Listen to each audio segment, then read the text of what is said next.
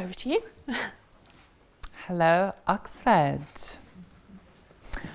My name is Andreja, and I came here basically to have a little rant, because sometimes it just feels good. I've had the opportunity to talk at length about my career in fashion, about gender, about androgyny, about my transition into womanhood, and a little bit about my experience as a war refugee. I understand that all of these things are still pretty interesting to you guys, and maybe you came to hear me talk about some of those things. So you're welcome to ask me any related questions in the Q&A portion of this speech. However, for the speaking part, I wanted to take this wonderful opportunity in this grand place to really talk about my wider political beliefs, how I see the world, and what I think are some of the historical challenges facing our generation. One doesn't need to be in tune with world politics or world economics to understand that the world is becoming a scarier and scarier place by the year, by the month, sometimes by the week. It's hard to look at the world and to look at its future and think of it as being positive. It seems like every time you open up a newspaper or turn on the TV, there is a historical, there is an economic, natural, social, political disaster on the horizon or already in motion. I guess the scariest thing of all, at least to me right now, is the fact that we face the very real prospect of World War III. Yet, there are less people aware of that, and less people standing in the way of that, than there are people who care about, I don't know, Kim Kardashian's nude selfies. I don't know what's more important, the possible end of human civilization as we know it, or Kim's ass. But it's this situation when still so many people in the Western world are either not interested in world politics or completely politically disoriented, that it allows ruling elites and their respective governments to pretty much get away with whatever they please, like attacking democratic rights, lowering living standards, and expanding destructive military operations. Across the countries of NATO, plans are already underway for a war with either Russia or China. Consequently, Russia and China are preparing themselves. The threat of a major war involving some of the world's greatest powers is very much on the table in most major capitals around the world. That's not even being dramatic. Obama has dedicated $1 trillion over the next 30 years to modernizing American nuclear arsenal. A new arms race has almost certainly been set in motion. The US, with its NATO allies, is deploying thousands upon thousands of troops along Russia's western border, and Russia has responded with its own military build-up on its side of the border. Not since the Cold War has such a situation existed. Last year, total world military spending reached almost $1.7 trillion. It's worth noting here that, according to the UN, only 13% of that figure would be required to end extreme poverty. 12% would ensure primary and early secondary education globally. 3% could ensure universal water and sanitation. 12% universal telecommunication. 11% modern energy everywhere. In September, a German pro-government organization called SWP published a report which evaluated that the risk of a nuclear exchange between Russia and the US is not just a hypothetical possibility, but is real and extremely high, even higher than it was during the Cold War. That is because back then there were procedures and channels of communication in place to stop a miscalculation that simply don't exist today. Japan and Germany are well on their way to remilitarization and are quickly abandoning the policies of military restraint imposed after World War II. NATO itself is beginning to splinter, as Germany, at the scorn of Washington and London, seeks an independent European military force to better advance its own interests. Early signs of economic warfare are upon us. The EU recently charged Apple with a €13 billion fine. A few weeks later, the US Justice Department ordered Deutsche Bank to pay $14 billion. I was speaking to a friend recently about the possibility of a World War III, and she raised an interesting point. Well, I think there are just too many intelligent people that just in this world that wouldn't let something like that happen. Whenever there's a terrorist attack on Western soil, Instagram gets flooded with messages of pray for peace and love, not hate, and hate. Now, I'm not judging the public's ability to empathize when properly exposed to the loss of human life. But the truth is, wars don't just happen because of prejudice or because of hate or because of a lack of smart people. They don't even just happen because of bad diplomacy or crazy politicians. Wars, like all major events, have historical context. There are clear economic, geostrategic, and social reasons for war. For example, if you look at World War I and World War II, they were both preceded by deep economic crisis. It was a preparation and industrial military buildup that lifted the world out of slump. Consequently, the redivision and reconstruction of whole parts of the world and the restructuring of the world economy, especially after World War II, caused economic booms. Today, the imperialism that led to those two wars is no less alive or real. In 1991, after the fall of the Berlin Wall and the dissolution of the Soviet Union, many Western historians and free market supporters declare this pivotal moment to be the end of wars and revolutions. Apparently, we had reached the end of history.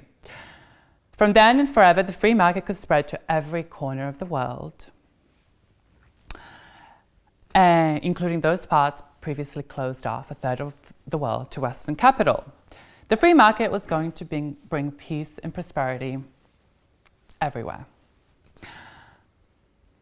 25 years on, the opposite is the truth. We are a generation that has seen one consecutive war after another. In fact, the fall of the USSR actually resulted in an unchallenged, explosive explosion of US militarism all across the world as it seeks to offset its economic decline with its military might. For the most part, these wars have been sold to us as merely humanitarian endeavors. But let's look at the track record of humanitarian imperialism. The former republics of Yugoslavia, Iraq, Afghanistan, Libya, and now Syria are ruined as a result of Western intervention, whether that included arming of the opposition, a bombing campaign, or both. Whether it was launched under the banner of the UN or NATO, secretly carried out by the CIA, at best, their economic and cultural level has been immensely lowered, and they've been turned into modern-day colonies with only a pretense of democracy. And at worst, they have descended into endless civil war. The power vacuums created by going in and overthrowing their governments, as well as arming their militias, have destabilized whole regions of the world and helped the rise of terrorist organizations like ISIS, Al-Qaeda, Al-Nusra, and many more. Whistleblowers that have exposed many US and UK crimes in these wars, as well as surveillance of the domestic population like Edward Snowden and Julian Assange, are being witch hunted.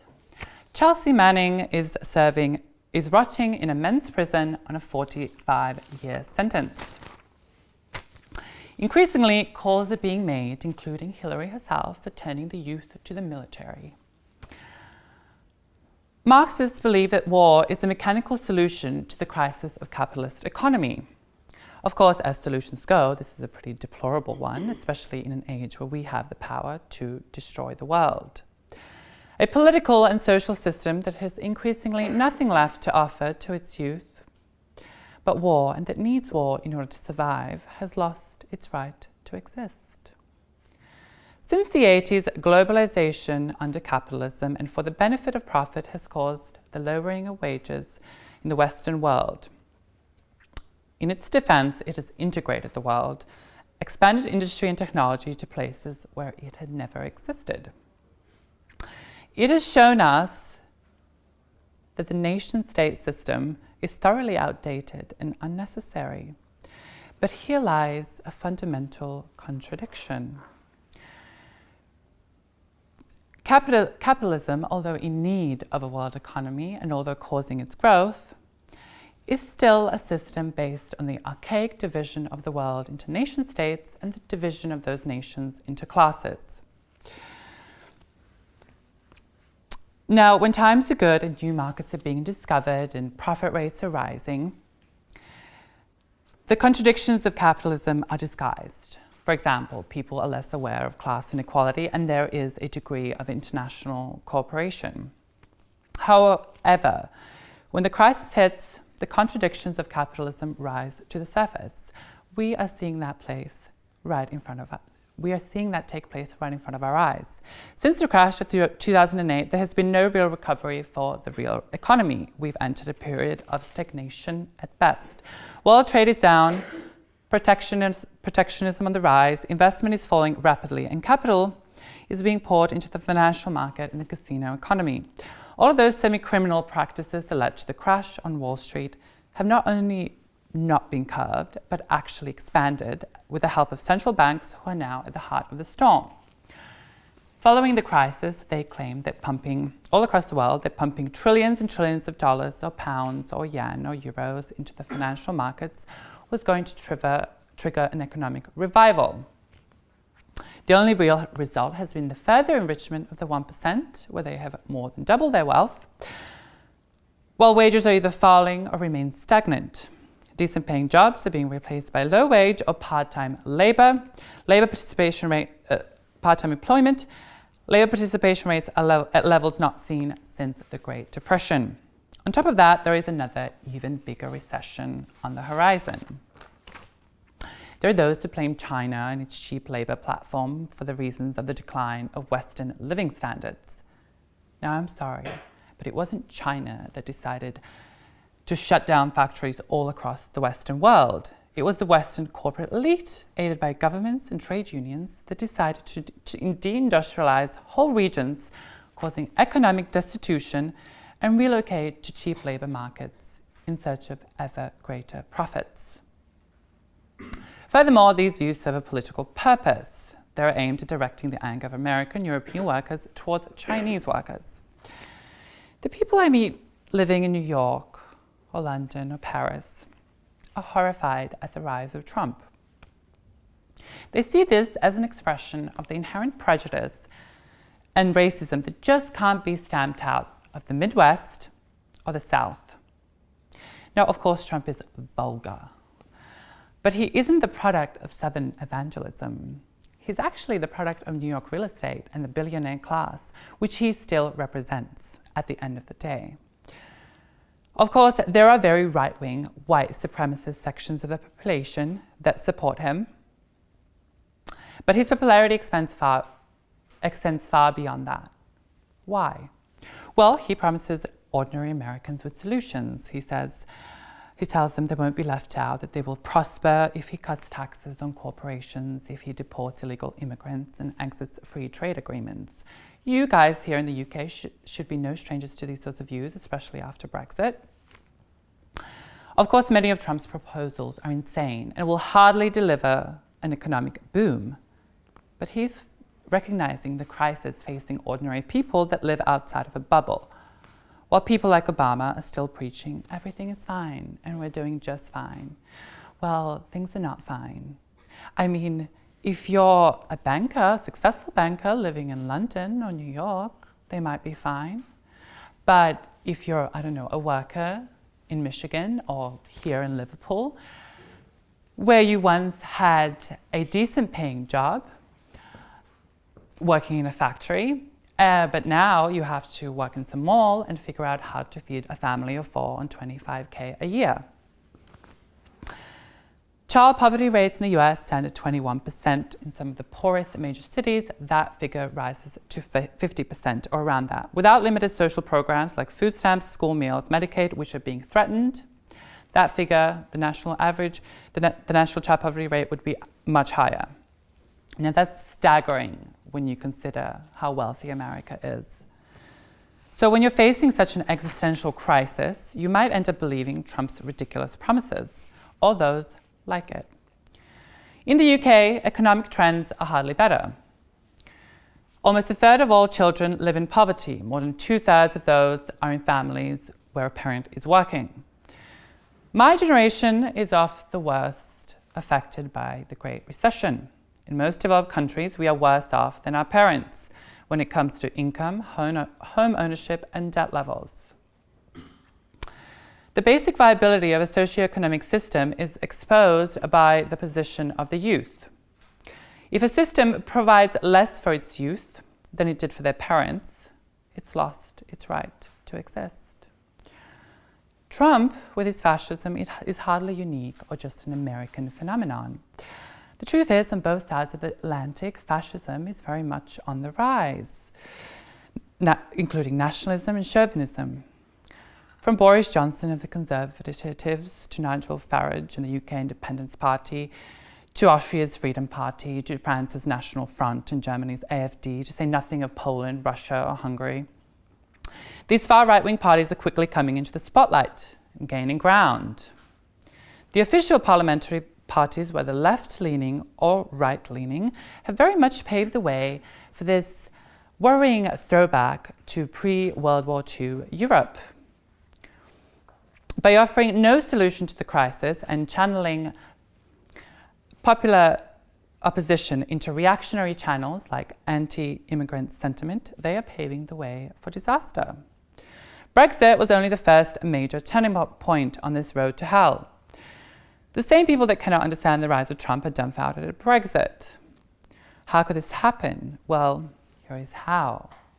Basically, the EU hasn't exactly benefited the average European all that much. Living standards in the EU are in decline.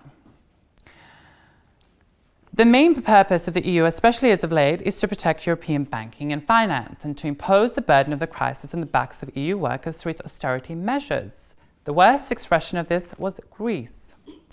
There are many reasons for people in the UK to dislike the EU, but at the same time, absolutely nothing will be achieved, nothing progressive, with an exit, greater nationalism, and the sealing of borders. All across the supposedly democratic world, democracy is very much in decline. The war on terror and the often fabricated need for greater security and protectionism has been used as an excuse to attack constitutional rights, increase state surveillance to levels that the Stasi could only ever dream of, and expand police powers and repression. In the US, police killings are an expression of this. Under Obama, the police force has been armed to the teeth with Pentagon's leftover weapons from Iraq and other military operations. Police killings have become tragically part of daily life. They are often presented as a completely racist issue. Of course, racism plays a big part, as African Americans are 3 times more likely to be shot, but it doesn't explain everything. Over 50% of those killed by police in the US are still white. However, the great majority of those killed, whether white, black or Latin, are either poor or working class. I ask, where is the movement of the hashtag Stop Killing Poor People?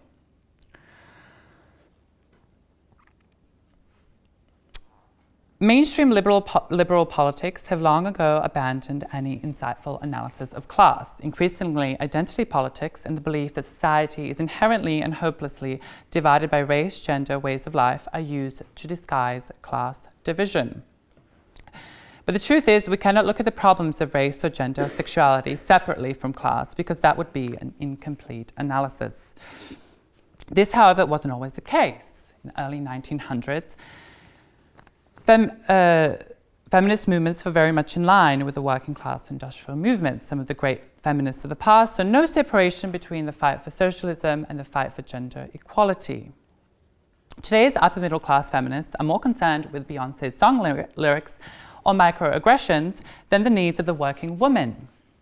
50 years of feminism as we know it has advanced the interests of the female CEO, the well-off lawyer, doctor, model, actress, journalist, and it has narrowed the wage gap considerably. But the rich or upper middle class women and the working woman still live in two completely different worlds, separated by immense wealth and privilege. There are also those who are so deep into a racialist view of history that they believe that socialism is a white thing, that they say there is nothing in there for people of color. I wonder, are these people aware of the countless upon countless Marxist movements in Asia, Africa, South America that fought against imperialism and colonial oppression? Or the fact that Martin Luther King himself said, "I never intend to adjust myself to economic conditions that will take necessities from the many to give luxuries to the few." Or that he also said, "There must be a better distribution of wealth and maybe America must move to a democratic socialism." King was assassinated at the height of his popularity when he was starting to draw conclusions that the only way real progress was going to be made for the majority of the African American community, not just the middle class layers, was to link the black movement in the South with the working class movement across the nation, including the mass anti-Vietnam movement. King challenged the status quo, not just on racial discrimination, but also war, poverty, and concentration of power. What, if anything, do today's politicians, whether black, white, male, or female, have anything to do with him? Today's mainstream politics or the media exploits a politician's skin color or gender or sexual orientation to disguise their reactionary policies. Also, it's worth noting that just because the top becomes a little more diverse doesn't mean that the rest of the minority in question is better off. All it means is that the elite has decided to open its doors to a small percentage of this or that minority in order to appear more progressive. But this is just makeup that conceals a system all across the world where a handful of corporate and financial oligarchs hold most of the power over an increasingly corrupt political system that guarantees their profits. You know, often I get bitched at on Instagram or Twitter. Well, how can you criticize capitalism and at the same time work in the advertising industry? Well, I don't know. I mean, I could run off into the woods and join a nudist commune, but what would that do for the world? We need to be part of society in order to affect it, and I need to pay the rent somehow. I come from a humble background, and this was one of the very few opportunities offered to me, so I took it. As a successful model, though, I don't sit at the top of the food chain. I don't decide what the advertising or the fashion industry does. Having said that, yes, I in some ways won the genetic lottery, and capitalism has provided me with a pretty decent life because of that, and partly because of my talents. I mean, there is a little bit of talent involved in modeling. You may not know it, though. You might. Do I feel lucky? Of course. Do I enjoy some of the perks? I do. But does that mean that I should sit and count my blessings and shut my mouth? Hell no. Now is not the time to sit quietly counting our blessings and praying for peace. Now is the time to rise to the occasion, to look to the world critically, to align ourselves with the oppressed and stand in the way of oppression. Now is the time to prevent the world from being incinerated or descending into barbarism. I also sometimes get criticized by members of the transgender community. Well, you should stick to talking about trans issues. We have enough of our own problems. Well, of course, I'm aware that the transgender community is one of the worst off in society. But guess what? It's still part of society. The majority of trans individuals are working class or poor, and their fate cannot be separated from the rest of those in their class. Sure, in 10 or 15 years, if things keep going the way they are, we'll have more trans women on TV, winning Oscars, becoming successful lawyers, doctors, maybe CEOs. And I'm sure that prejudice will decrease. All of these things are nice. But it doesn't mean that the average trans woman will be in a better financial position.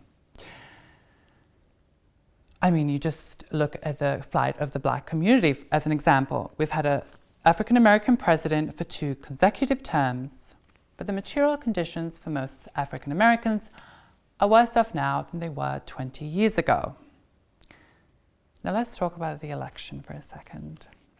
The America one, because let's face it, what happens in the US sets the tone for the rest of the world. As I've made clear, obviously Trump is not the answer.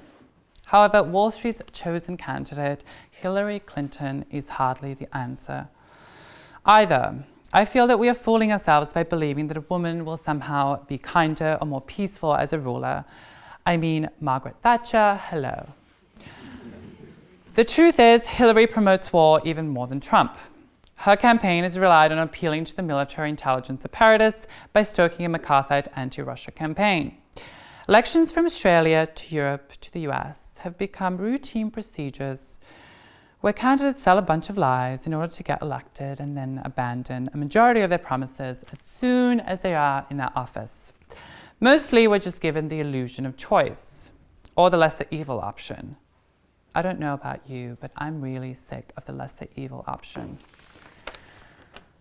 I want to mention Bernie Sanders because I know some of y'all are fans.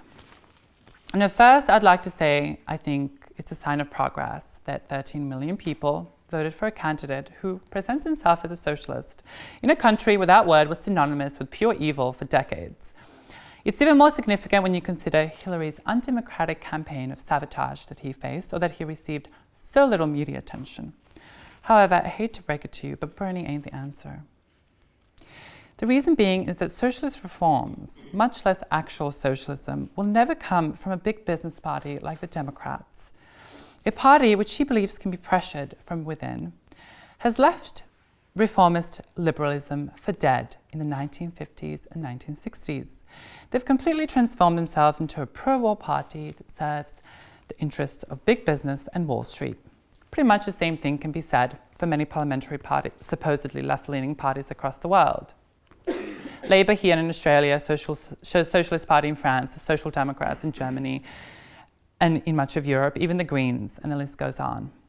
Today, even the modern-day radical left, like Syriza in Greece, has very much aligned itself with humanitarian imperialism and often provides a cover for it.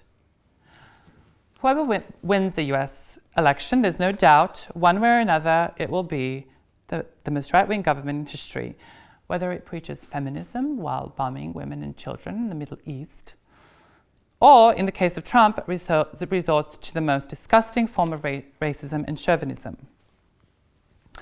All in all, it's safe to say that the world is very much in the process of regression, conflict, and disintegration. In each country, social discontent is on the rise, and the ruling elites can offer no solution out of the escalating crisis. Now, it's way too easy to look to the world and to humanity and simply feel like it's doomed for failure, that people suck and then there's nothing we can do about it. It's also too easy to turn your back and think of only yourself or your cat or your dog. But I believe in people. As full of contradictions as the world is, there are still infinitely more examples of care, acceptance, love, and charity, and all of those things that make us truly human than there are of horror. We need to move forwards, not backwards. Nothing will be achieved with militarization, nationalism, and disintegration. The good people of Europe, of Asia, of Africa, of North and South America need to unite in an international revolutionary struggle against the profit system, against inequality, and against war, and for the establishment of a democratically planned world socialist economy that benefits humanity this is not a utopia, but a burning historical necessity so that we can have a shot at solving the world's problems. If you're interested in a Marxist perspective, in a truly revolutionary point of view, I suggest you visit the World Socialist website. That's www.wsws.org for much more on there than I can offer. To the people in this room, to all you college students watching this, I understand that you may not agree with everything I've said today, but either way, I want to challenge you to go out into the world and chase something more than just personal success. Whether you're in the arts or sciences or economics or law or engineering, find a way to challenge the status quo. Add something progressive to the world. Be part of history. I think it's high time we go out there and shake things up and realize our true power.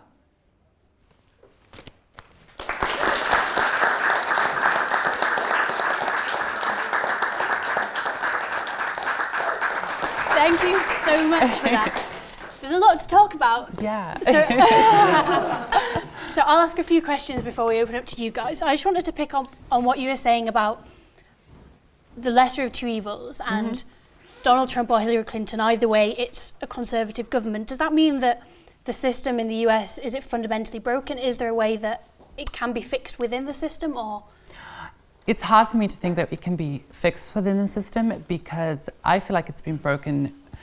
I've been politically oriented since I was a teenager, and I've followed elections, and it's been like that for the past few decades, and it just gets worse and worse. This idea of the lesser evil option, it's I don't evaluate parties or governments based on the name or what they say they represent or their campaign. I evaluate them on what they actually do and their policies. And in the US, there's such a huge emphasis on character and do we like the person, and are they a good family person? Those things don't matter at the end of the day. They're politicians, and their policies should matter more than anything. I for sure think that the system is completely broken, and I don't think it can be reformed, unfortunately. I think that the days of reform are over. I think that they've been left behind in the 50s and the 60s. If you look at, before the Iraq War was launched, you had the biggest anti-war protests in the history of the world, and they were completely ignored. So. Do you think it might be a generational thing? Like, you look at Donald Trump and Hillary Clinton, and they're both a lot older than our generation, and the young people who have these ideas. How do you solve that disconnect between the people in power and the people who want to change it? Well, the people need to realize their power, and the people don't know their power. And when you had the Vietnam War, a lot more people were in tune with politics, and there was a mass movement that caused America to end it, basically.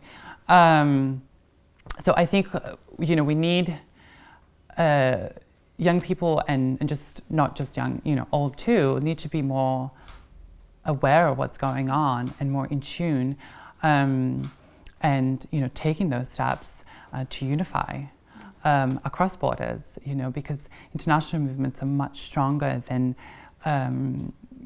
small issue-based movements. Yeah, in everything you've been saying, there's been this intersectionality where you're breaking down international boundaries and class boundaries and gender boundaries. For so many people, that's so obvious that that's the solution, but for also so many people are so obstructive to those kind of thoughts. How do you solve that? How do you make people see that actually this is the way it is? I think that when you have a higher idea, when you're talking about things that affect everyone, like war, a nuclear war would, there's not a person on Earth that would be affected by that. If you talk about the global recession, there isn't a person on Earth that wasn't affected by that. And, you know, there needs to be a struggle for people to unify across the barriers of gender, of race, of borders, because otherwise we'll just descend into separation, and, you know, it will pave the way. You know, division will pave the way for you know, for the rise of fascism and for the, you know, all of those ugly things that we've had throughout history can be regurgitated. You know? So I think we'll open up to audience questions now. Any questions? Right at the back there. Can you tell us a bit more about your experience as a war refugee and how this fits in with your political worldview? So I was born in Bosnia in '91, 6 months before the Yugoslav wars. My father was Croatian, my mother was Serbian. So it was, you know, a very difficult time for these countries were going to war, and, you know, Yugoslavia was falling apart, and we had to relocate, we had to escape from Bosnia and relocate to Serbia, where I spent the first 9 years of my life in a refugee camp, and then we moved to Australia. And yeah, that, you know, my mom went from being a fairly successful lawyer to, you know, having to sell fruit at a market to support her children. And so I wanted to know what actually happened, what were the greater forces behind, you know, the Yugoslav wars. You know, my dad would, you know, he would blame the Serbs, my mom would blame the Croatians, and I wanted a more objective explanation of everything. And also, you know, I became interested in things like the Soviet Union and the collapse of that, and how that, you know, in a way destabilized the world, and, you know, Western imperialism and all of those things. So it really kind of pushed me to open my eyes. Brilliant. Thank you so much for your question. Thank you. Any more? No? There we go, on the third row there. Don't be shy, guys. So you sourced funding for a movie, Andreja. Yeah. Is any of your sort of political movement going to be part of that? I hope so. I mean, the film was started just before I was going to complete my transition, and I hadn't told many people in the you know, in the fashion industry what was happening, and so we started filming secretly, and then we started raising some funds for it. It was supposed to be more about you know, my transition and how the fashion industry perceives that, and, you know, those were the sort of immediate themes.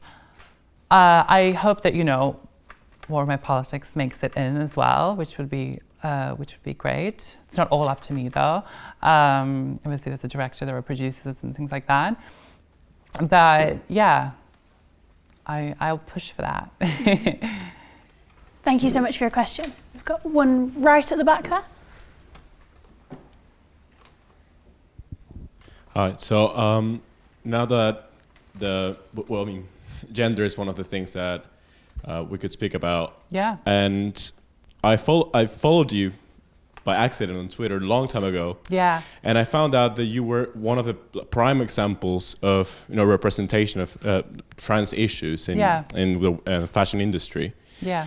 How do you think you could? I mean, I don't know if you're very involved in that, or how do you think you could step out of that box? Or, I mean, because probably in the fashion industry you're giving a box. That's the case. Yeah. And what is your approach to that?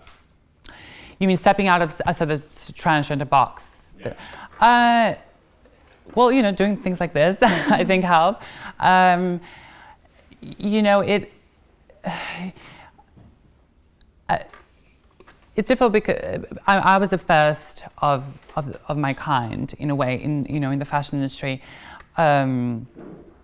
before, the word trans women, I mean, there have been trans women working in fashion as models for decades. They just haven't told their stories, and they've been open about them for good reasons, because if you were open about your story, your career would end. So in a way, my story is unique because I was able to continue working.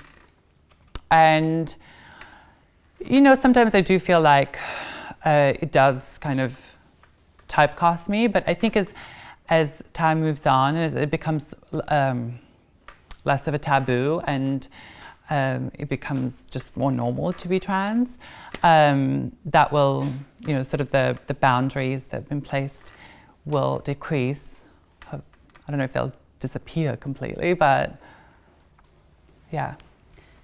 Just picking up on that, do you feel like so I feel in the past year or so with Caitlyn Jenner, there's been an increased discussion of transgender issues within the mainstream media, which is on a fundamental level a really positive thing. Mm-hmm. But do you feel that then there's an attempt, or inadvertent or otherwise, from mainstream media to kind of say that this is a trans person and this is their lived experience, and not accept that actually there are a whole spectrum of experiences? Oh yeah, I mean, it's like we're human beings like everybody else. So, people have completely different stories, and it's like, I mean, it's definitely been my intention to decrease prejudice and to open up my story, but there's, more to me than being trans, but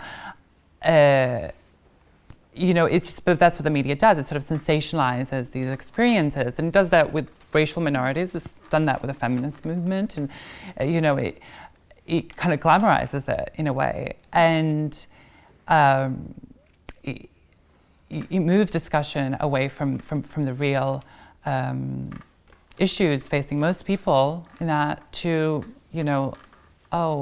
like, look at this person, they're like,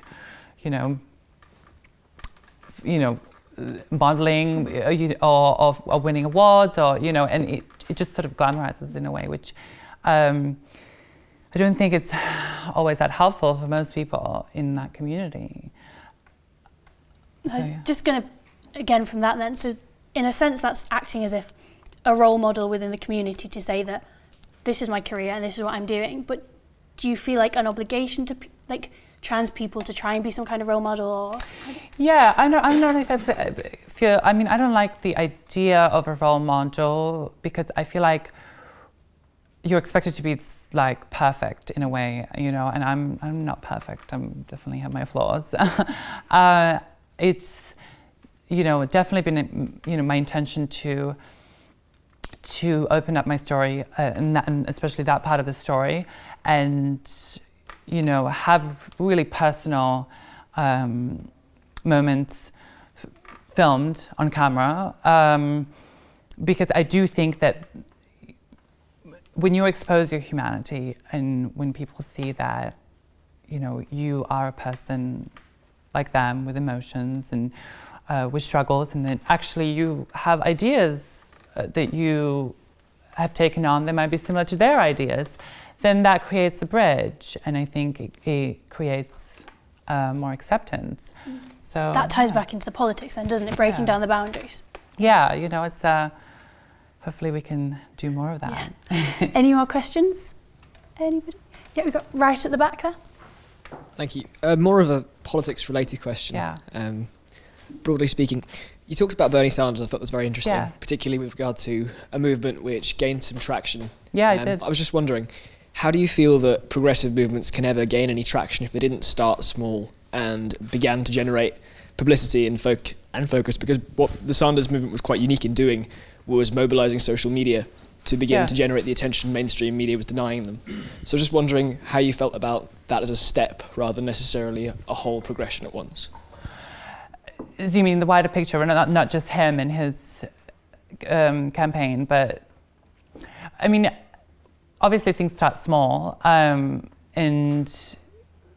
the Arab Spring started with a guy, setting himself on fire in a market, and it spread all across so many countries.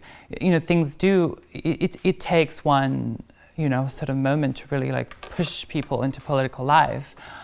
I do think that, he came at a time when the mainstream, the mainstream candidates in the US just don't discuss a lot of the things that affect most people, living in America. They don't, they focus on abortion rights or sometimes small issues, and they don't talk about inequality. They don't talk about Wall Street, and so he came at a time when the public was really wanting an alternative, but then he ended up supporting Hillary and completely aligning himself with the Democratic Party, which I don't think there's nothing progressive about the Democratic Party anymore. Do you think he'd been more successful had he remained independent? I just don't think that in the end he was a revolutionary. I mean, he was more oriented towards making America more like Sweden or Switzerland, the Scandinavian countries, and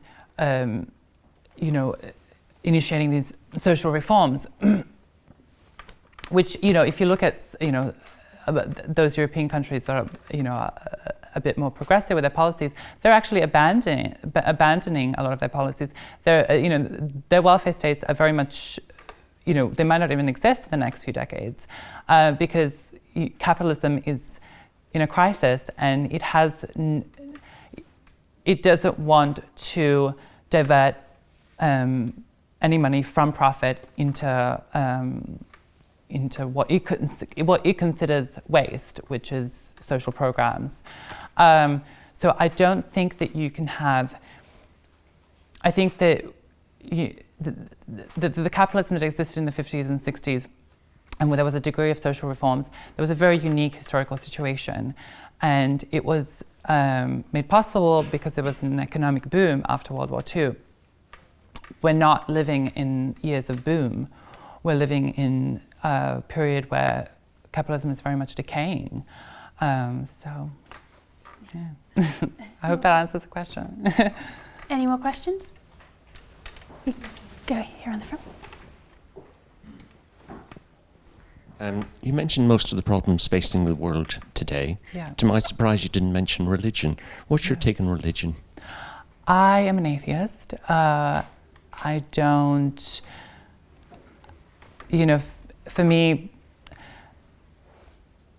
I'm definitely against religious discrimination, and people should have the freedom to pick religion, and whatever religion they want. But I don't see any progress in that institution, 1,000-year-old backward institution. Yeah. So it's kind of the institutions of the religions rather than necessarily the faith as a abstract concept. It's very much the opium of the masses. Yeah. And as an institution, if you look at the Catholic Church, and these are powerful institutions that don't do that much great in the world. That do some pretty bad things, and religion's often used to justify some of the biggest wars in history. So I don't see a future in religion. Actually, just picking up on religion, because I think that is a really interesting angle. The fact that you said religion has created wars, and religion will continue to do that. How do we? If it's become such a part of someone's life, how do you break that down? Is it a natural process? Is it part of this revolutionary program? I think people, when you look at the Western world, religion is very much becoming less and less popular. The Catholic Church has incurred massive losses in the Western world as a result of the pedophilia, and it has, I think people will, in the end of the day, will be affected by the things that are to come, by the world events. And, you know, people are becoming more politicized, and especially young people. And for decades, you know, for the past 2 or 3 decades, people haven't really paid attention to politics. And I think as they get more involved in that, they will see more reason to dedicate that energy to, you know, progressive social movements rather than religion. Yeah, and you know, like if you look at World War II, I mean, a lot of religion aligned itself with the far right wing, you know, in order to survive. So, yeah. Right, I'll see if anyone else has come up with any more questions. No? Oh, go ahead then, Guy. So, during your fashion career, which brand has been your favorite to work in, and why? I think Jean-Paul Gaultier supported me from the very beginning. People like Marc Jacobs definitely still supports me. Yeah, so that would be my top brands. Thank you for the question. If we go, is there another one right at the back? Is that a hand I see? If we go to that, yeah.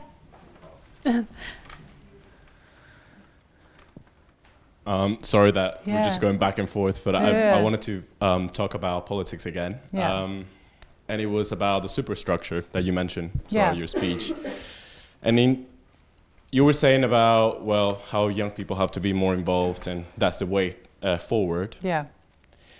But don't you think that it's the way forward is also, you know, through the superstructure and actually getting through those workings and because you know, people aren't politicians. You know, there's a difference.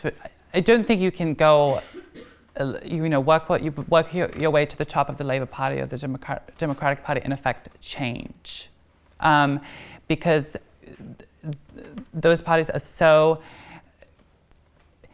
controlled by you know, the interests of the 1% that I don't think they can be transformed.